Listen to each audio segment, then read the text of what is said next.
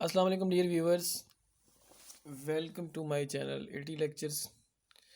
Dear viewers, आज हम पढ़ेंगे सॉलिड स्टेट फिजिक्स। उसके अंदर हमारा टॉपिक है रदरफोर्ड एटॉमिक मॉडल।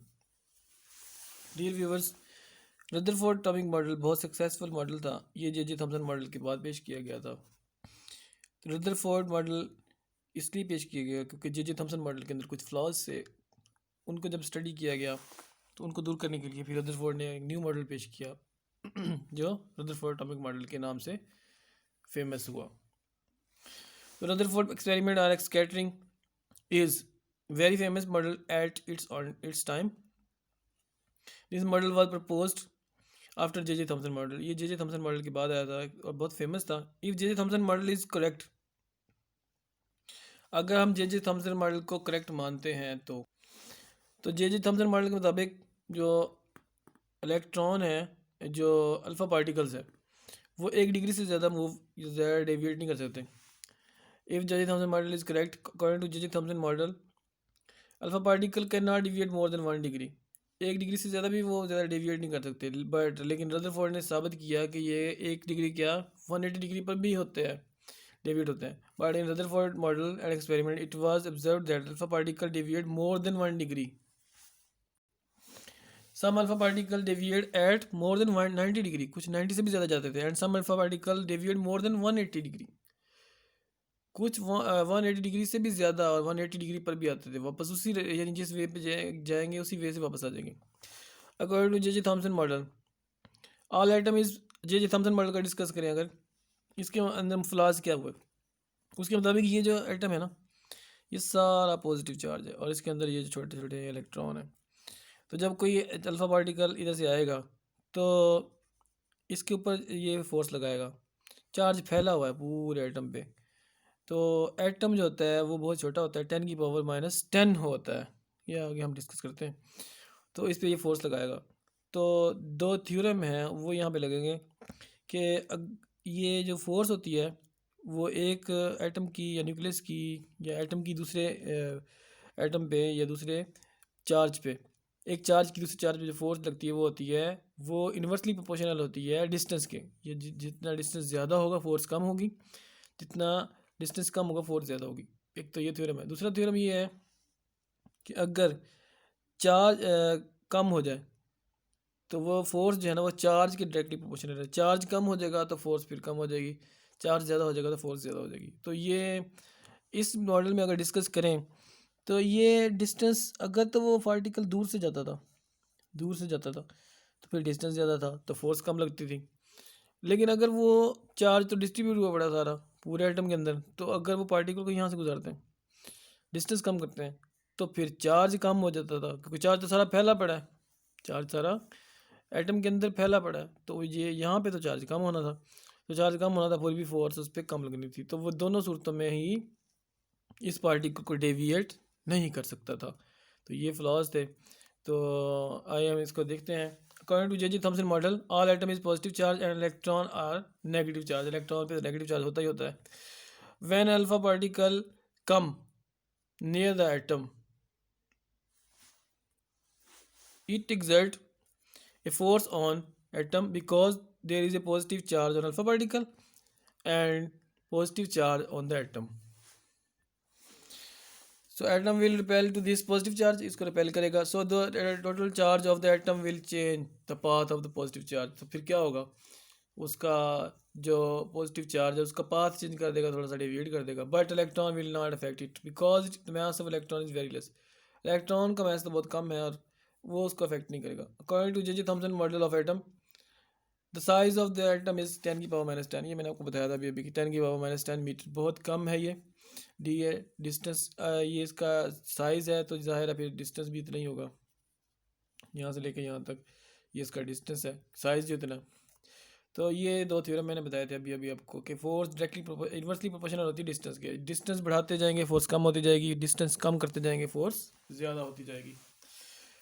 और दूसरा थ्योरम क्या है कि चार्ज के डायरेक्टली प्रोपोर्शनल है। चार्ज बढ़ाएंगे तो फोर्स बढ़ेगी, चार्ज कम करेंगे तो फोर्स कम होगी। कूलम लॉ में भी यही लिखते हैं, चार्ज ज़्यादा होता है तो फोर्स ज़्यादा होती है, चार्ज कम होता है तो फोर्स कम होती है। डिस्टेंस बढ़ाते हैं तो डिस्टेंस कम फोर्स कम होती है।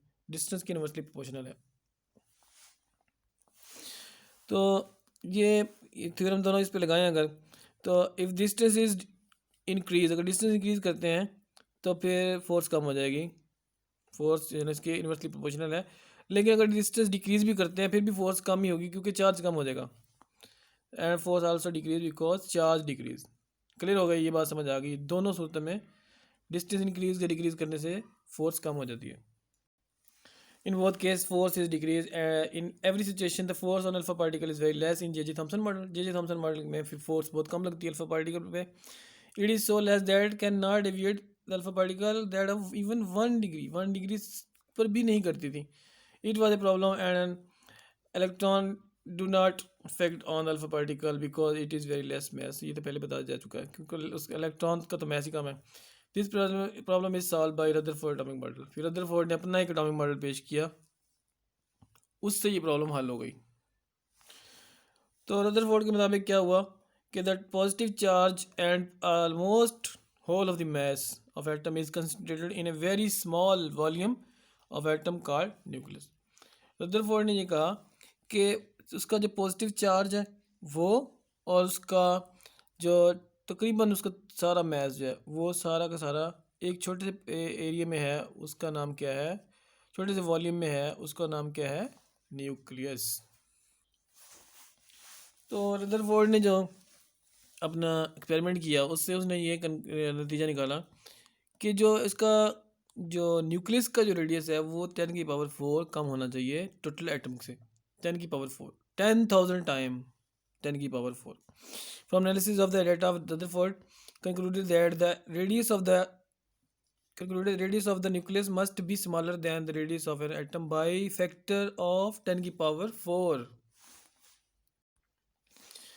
तो 10⁴ कम होना चाहिए, तो फिर रेडियस क्या बनेगा, पहले 10⁻⁻10 थी तो -4 और कर देंगे तो 10⁻⁻14 बन जाएगा, इतना इसका रेडियस होगा। अब अगर हम ये इसके अंदर ही सारा चार्ज भी इसी में है और सारा मैस भी इसी के अंदर है, तो न्यू डिस्टेंस क्या बनेगा फिर, डी, इसको डी प्राइम से अगर रिप्रेजेंट कर दें तो फिर वो 10⁻⁻14 बन जाएगा। पहले जो था रेडियस को ही डिस्टेंस मानते हैं हम, तो न्यू डिस्टेंस कितना बन गया 10⁻⁻14। न्यू फोर्स एफ होगी, तो एफ प्राइम जो होगी 1/d, फार्मूला तो वही लगाना है हमने, F prime 1/d square prime square. D prime क्या होगा, तो जो रदरफोर्ड ने कहा है कि वो क्या है, जो डी है उसका 10,000 टाइम 10⁴ टाइम जो है ना वो उससे कम होना चाहिए, तो उस पर डिवाइड कर दिया हमने डी बाई 10,000।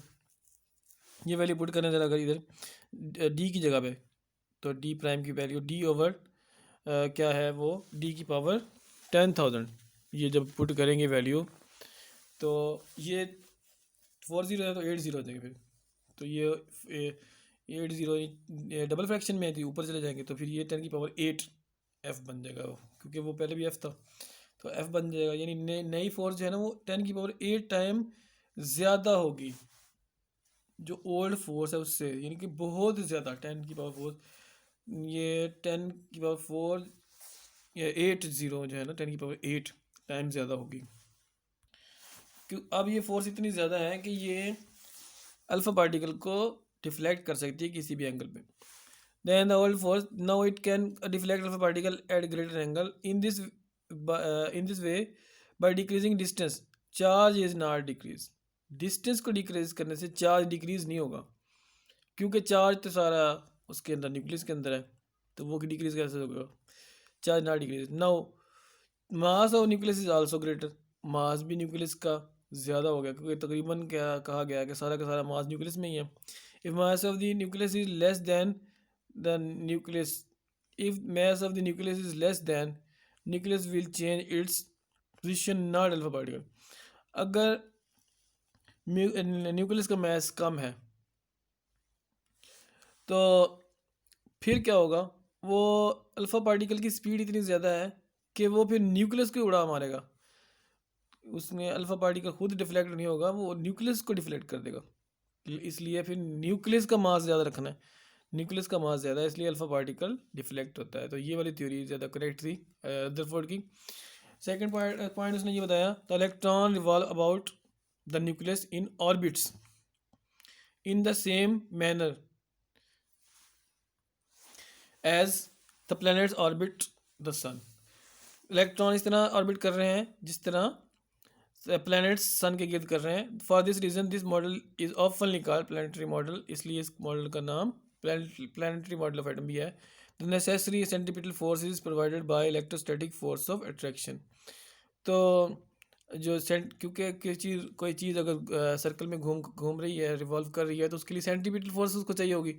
तो वो इलेक्ट्रोस्टैटिक फोर्स, कूलम फोर्स जिसे कहते हैं, वो इलेक्ट्रोस्टैटिक फोर्स जो है ना वो प्रोवाइड करती है नेसेसरी सेंट्रीपिटल फोर्स। तो आज के लेक्चर में इतना ही। तो इसमें कोई चीज़ ना समझ आई हो तो फिर आप कमेंट करके पूछ सकते हैं। वीडियो देखने के लिए थैंक यू।